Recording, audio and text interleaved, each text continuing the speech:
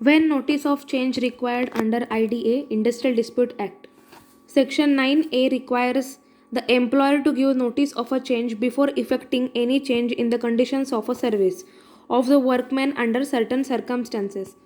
Its object is to prohibit an employer from making any change in the conditions of a service applicable to his workmen. This is when notice of a change required under IDA. It is in section 9A. Next is what is the partial disablement under the Employees Compensation Act ECA. Also it is asked that under ECA. Partial disablement is defined under section 2 clause 1 clause G and it is divided in two types where the disablement is of temporary nature and permanent nature.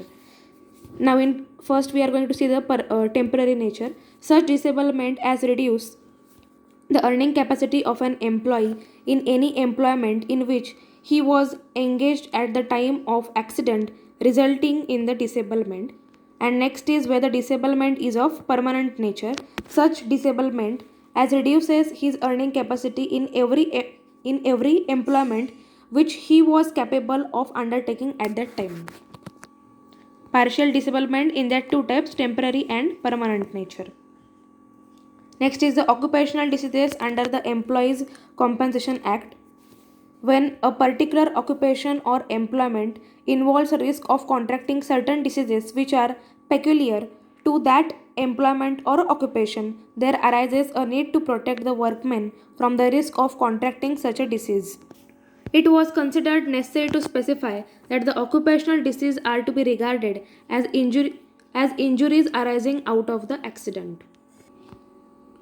Next question is what is compensation payable under the Employees Compensation Act EC Act where the death of a workman result from an injury in a course of his employment.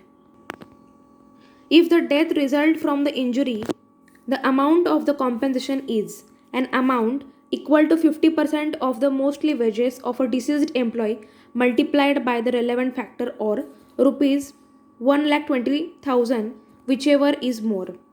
The first necessary condition is that the death should necessarily have resulted from the injury received by the employee.